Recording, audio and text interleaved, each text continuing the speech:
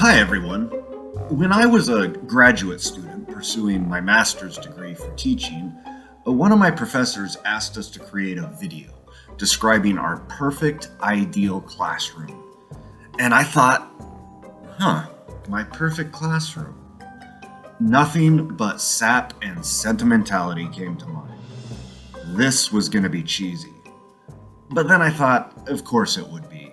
The imaginary ideal is nothing if not cheesy. So, I decided to embrace the cheesiness, and before I could even find the words to describe my classroom, I could think only of one song. You can probably guess what it is.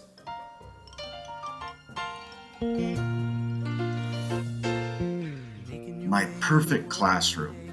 It would be 90 minutes to 2 hours. I would know every student's name, and I would know, in part, what made them them. The first 15 minutes of class would be spent not winding down, but winding up.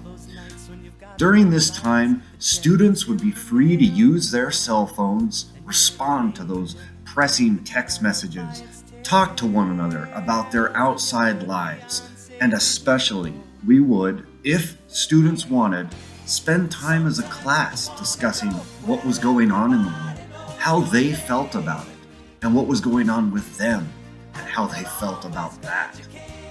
With those stresses pressing less, class could really begin, and we'd start learning the language arts. What does that even mean?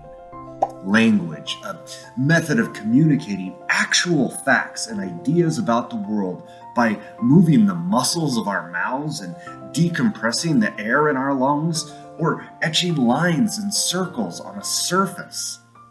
What? How? See, language isn't just about structure and Shakespeare. It is magic. Just like the song, our classroom would be a place where everyone knew one another. It would be a learning space, but also a reprieve. Because to the young mind, school is not the scattered and clumsy institution we adults debate about. No. Think back. Not one of us first remembers scribbling in circles on multiple choice tests. For the kid in your classroom, school is life. The minds staring up at you aren't just learning vocabulary. They are processing new relationships and new realities and experiencing all the emotions that accompany these mysteries. Because really, life is pretty rough sometimes.